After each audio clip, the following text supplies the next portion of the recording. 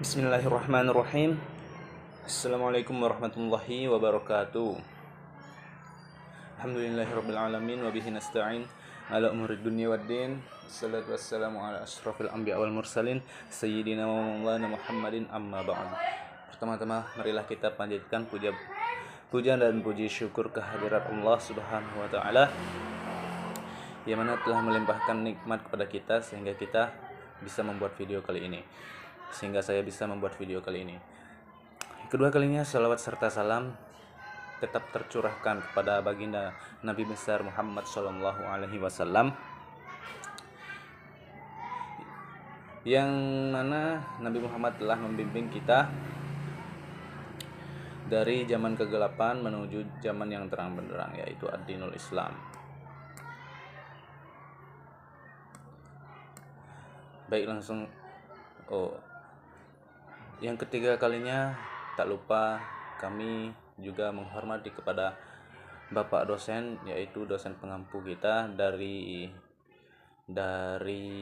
mata kuliah manajemen pendidikan, yaitu Pak dosen Bahrul Munib, SHI MPDI. Baik, dari video kali ini saya akan menerangkan tentang manajemen sarana dan prasarana, atau bisa disebut dengan sarpras, pendidikan di sekolah.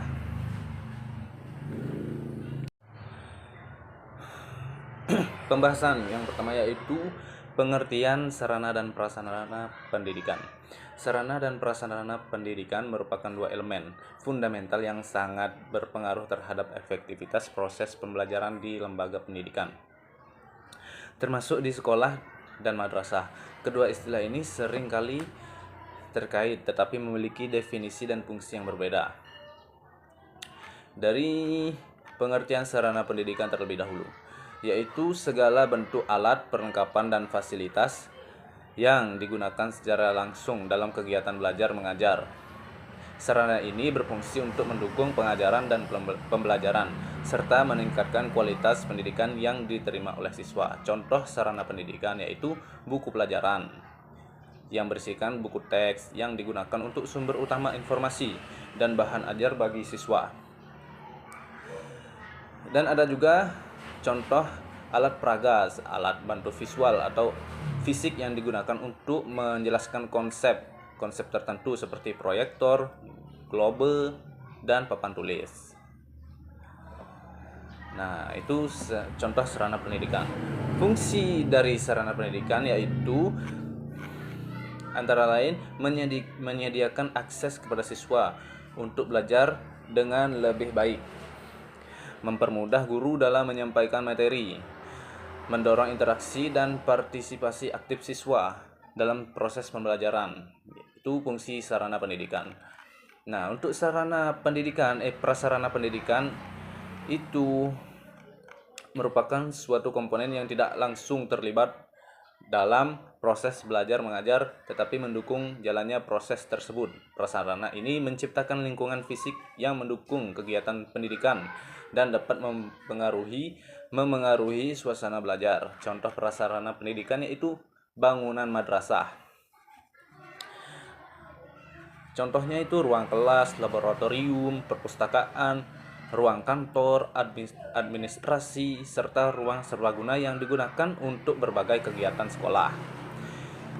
Contoh yang lain itu seperti infrastruktur, fasilitas luar ruangan seperti lapangan olahraga, taman, jalan masuk, saluran drainase, dan sebagainya yang memungkinkan akses yang baik dan keamanan. Fungsi prasarana pendidikan itu menciptakan lingkungan yang aman, sehat, dan nyaman bagi siswa. Jika siswa sudah nyaman, pastinya pendidikan itu akan berjalan lancar. Dan Indonesia ini akan menjadi Indonesia emas. Menyediakan ruang yang cukup untuk berbagai kegiatan pembelajaran dan ekstra kurikuler, memudahkan mobilitas dan aksesibilitas bagi semua pengguna fasilitas pendidikan, memberikan tempat bagi kegiatan sosial dan pengembangan karakter siswa. Nah, di sini ada hubungan dan pengelolaan sarana dan prasarana. Pengelolaan sarana dan prasarana pendidikan melibatkan serangkaian kegiatan dari perencanaan hingga pemeliharaan. Kegiatan ini mencakup seperti perencanaan, pengadaan, pemeliharaan. Perencanaan ini merencanakan apa saja sih yang diperlukan untuk mendukung proses pendidikan berdasarkan kebutuhan siswa dan standar pendidikan. Nah, ini harus ada hubungannya dalam pengelolaan tersebut gitu. Ada juga pengadaan, pemeliharaan, penginventarisasian, dan juga penghapusan. Dengan pengelolaan yang baik, sarana dan prasarana pendidikan dapat dioptimalkan untuk menciptakan pengalaman belajar yang mendukung semua pihak dalam proses pendidikan. Nah, yang materi selanjutnya yaitu ruang lingkup sarana dan prasarana pendidikan. Ruang lingkup sarana dan prasarana pendidikan sangat penting dalam menciptakan lingkungan belajar yang efektif bagi siswa. Ya, ruang lingkup itu memang sangat penting. Hal ini berkaitan dengan segala komponen yang mendukung proses pembelajaran, yang ada dasarnya mencakup sarana yang bersifat fisik dan prasarana yang mendukung operasional pendidikan. Berikut adalah pembahasan lebih detail mengenai masing-masing aspeknya. Yang pertama yaitu sarana pendidikan adalah alat, bahan, fasilitas yang dipergunakan dalam kegiatan belajar mengajar. Sarana pendidikan dapat dibedakan menjadi beberapa kategori, yaitu kategori fasilitas belajar yang mencakup ada ruang kelas, laboratorium, perpustakaan. Kategori yang kedua yaitu kategori perlengkapan dan alat bantu. Ini juga termasuk sarana. Meja dan kursi, contohnya alat bantu pengajaran. Teknologi pembelajaran seperti perangkat keras, perangkat lunak.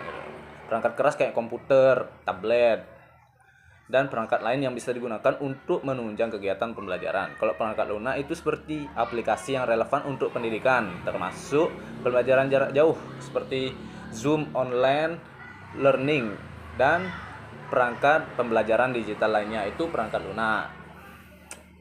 Prasarana pendidikan merujuk pada infrastruktur dan lingkungan luar yang mendukung kelancaran operasional pendidikan. Hal ini mencakup bangunan pendidikan. Contohnya kayak gedung sekolah itu termasuk bangunan. Ruang penunjang kayak ruang-ruang lain seperti UKS, ruangan untuk kegiatan ekstrakurikuler, dan ruang bimbingan konseling. Prasarana yang kedua itu mencangkup lingkungan kayak keamanan dan kebersihan, aksesibilitas juga, akses transportasi yang baik menuju dari sekolah dan dari sekolah, serta fasilitas yang mendukung siswa dengan kebutuhan khusus. Nah, itu aksesibilitas namanya, mencangkup dari lingkungan. Kategori yang ketiga itu sarana penunjang seperti kantin, menyediakan makanan sehat dan bergizi untuk siswa. Toilet juga harus ada dalam sekolah. Misal kalau siswanya itu kebelet kan harus ada toiletnya. Fasilitas sanitasi yang baik dan terjaga kebersihannya agar siswa itu sehat. Nah, jika sehat maka pembelajaran akan lancar. Pengelolaan sarana dan prasarana. Pengelolaan yang baik dari sarana dan prasarana sangat berperan penting dalam meningkatkan kualitas pendidikan. Adapun komponen pengelolaannya meliputi pemeliharaan rutin, ketersediaan dana juga harus ada, keterlibatan stakeholder. Stakeholder itu orang yang berhubungan, berhubungannya itu penting dalam sekolah, itu stakeholder. Mengajak orang tua, masyarakat, pihak terkait lainnya dalam mendukung pengembangan sarana dan prasarana.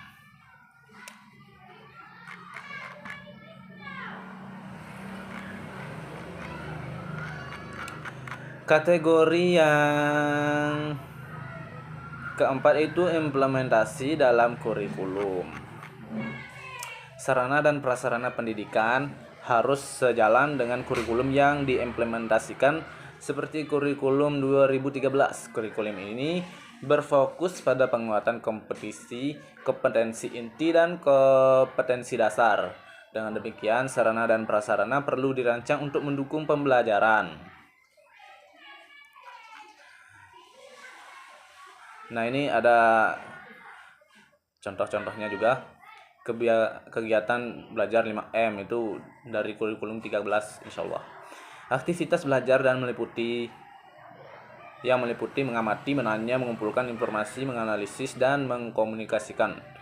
Sarana yang sesuai dapat mempercepat pemahaman siswa terhadap materi ajar.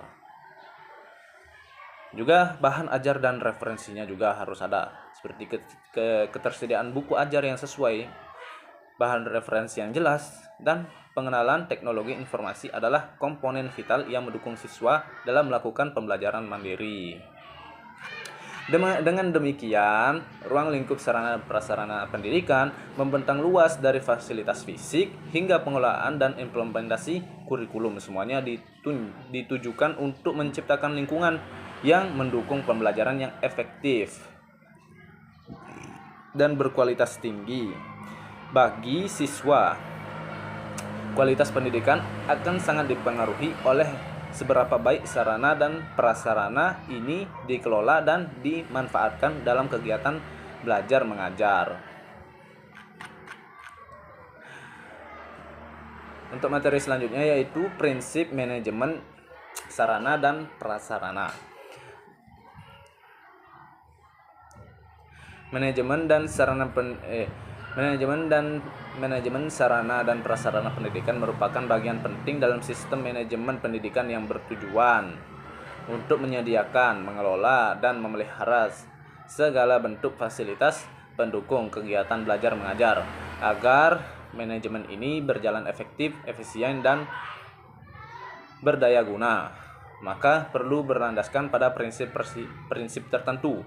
Berikut ini adalah prinsip utama yang menjadi fondasi dalam pengelolaan sarana dan prasarana pendidikan. Yang pertama itu prinsip pencapaian tujuan.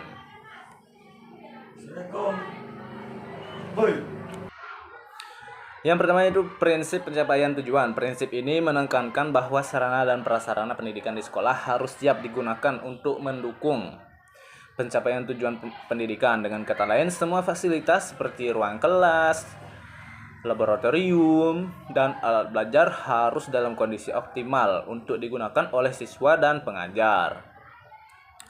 Kedua yaitu prinsip efisiensi. Efisiensi dalam manajemen sarana dan prasarana berarti bahwa semua kegiatan terkait pengadaan dan penggunaan fasilitas pendidikan harus direncanakan dengan baik.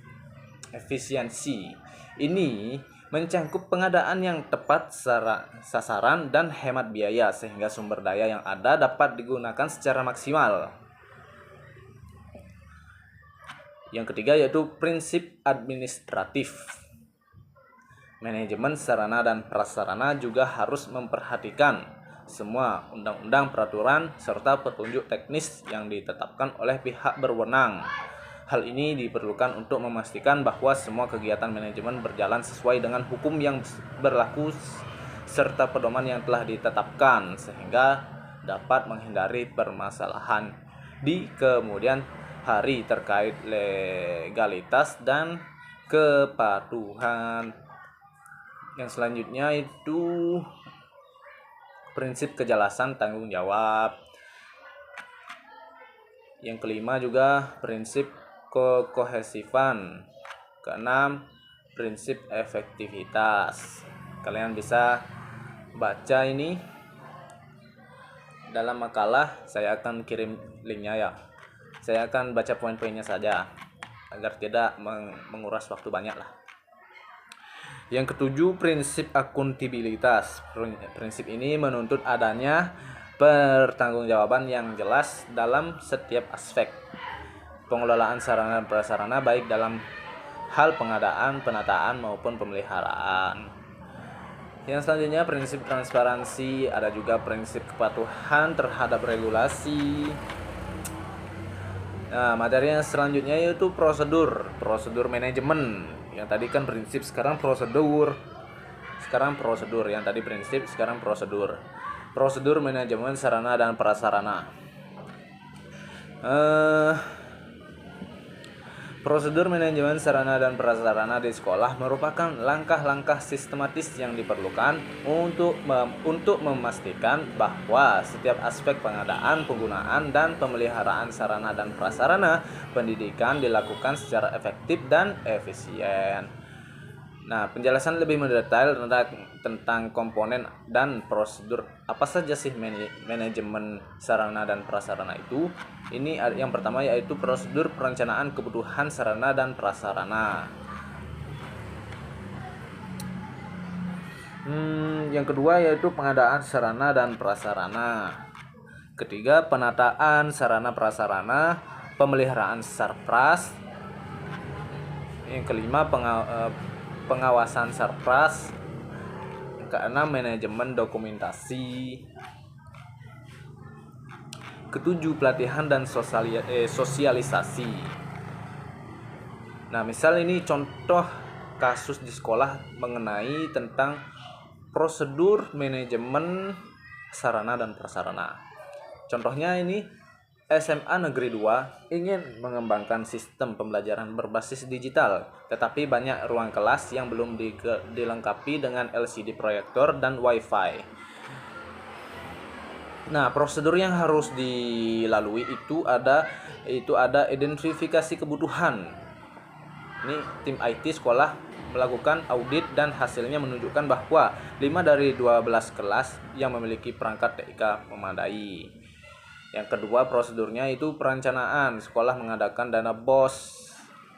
Perencanaannya itu menganggarkan dana BOS dan mencari sponsor untuk penyediaan proyektor, speaker aktif, dan jaringan internet. Sponsor, orang yang mendukung. Prosedur yang selanjutnya pengadaan, harus ada distribusi, pemeliharaan, dan evaluasi. Nah, setiap jenjang pendidikan memiliki kebutuhan dan pendekatan berbeda dalam pengelolaan sarana dan prasarana. Namun prinsip dan prosedur manajemen tetap sama. Identifikasi kebutuhan, perencanaan, pengadaan, distribusi, pemeliharaan, dan evaluasi. Implementasi yang tepat di setiap level akan sangat berdampak pada mutu layanan pendidikan. Materi yang selanjutnya yaitu model penerapan manajemen sarpras di sekolah. Model penerapan manajemen sarana dan prasarana di sekolah terdiri dari beberapa komponen penting yang saling terkait untuk mendukung keberhasilan proses pendidikan di sekolah, terutama pendidikan di Indonesia.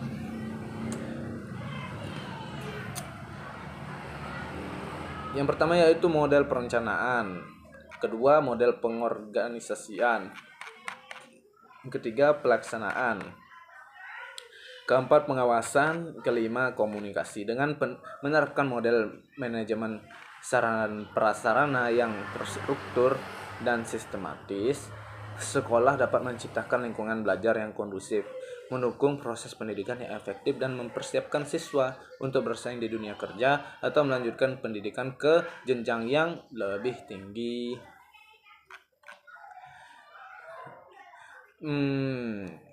Materi yang selanjutnya ini materi tambahan, ada 2 permasalahan dalam pengelolaan sarpras. Pengelolaan sarana dan prasarana pendidikan merupakan aspek penting, ya memang penting ini. Namun terdapat permasalahan yang sering menghambat pengelolaan ini. Permasalahannya di antara lain itu kurangnya perhatian terhadap pengelolaan sarpras, kurang perhatian. Yang kedua itu keterbatasan sarana. Ini permasalahan yang umum. Keterbatasan sarana dan prasarana. Manajemen yang tidak efisien. Nah, manajemen yang tidak efisien ini tanggung jawabnya manajer pendidikan, manajemen orang yang memanage pendidikan. Yang keempat itu kualitas sumber daya manusianya. Ini juga harus diperhatikan. Kualitas sumber daya manusia ini memang penting, karena aspek penting dalam pendidikan itu ya sumber daya manusia. Kendala dalam pemeliharaan, ketidakcocokan antara kebijakan dan kebutuhan lapangan, ketergantungan pada anggaran. Selanjutnya Yang selanjutnya itu kurangnya sistem monitoring dan evaluasi yang berkelanjutan.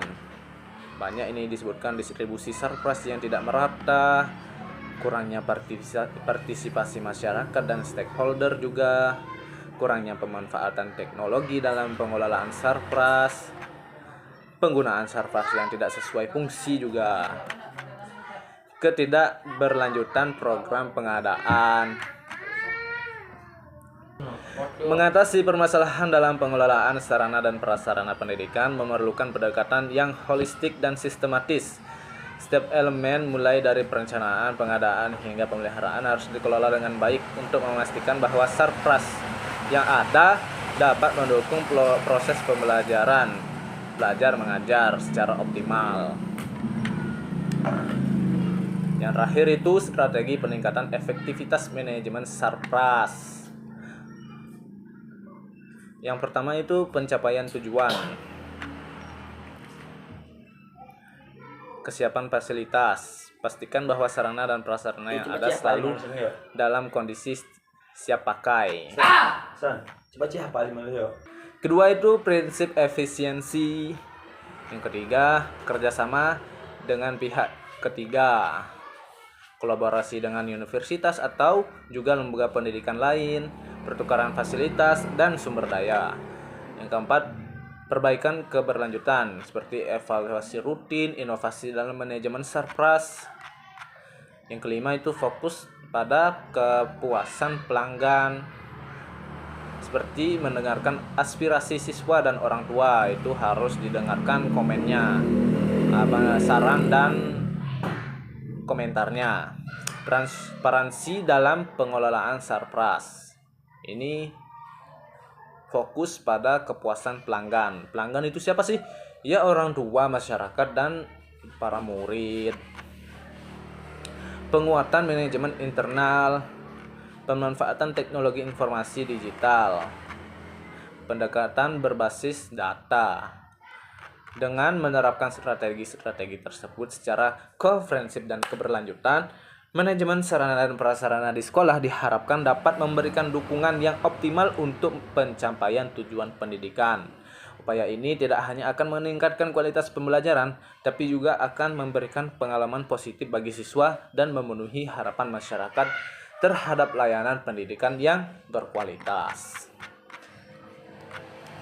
Nah, untuk kesimpulannya ini, manajemen sarana dan prasarana pendidikan itu elemen penting dalam menunjang tercapainya tujuan pendidikan. Pengelolaan sarana dan prasarana juga mencangkup proses perencanaan, pengadaan, penataan, pemeliharaan, penguasaan, serta evaluasi yang harus dilakukan secara sistematis dan efisien. Sekian dari saya. Jika ada kesalahan dalam tutur kata di video ini, mohon dimaafkan.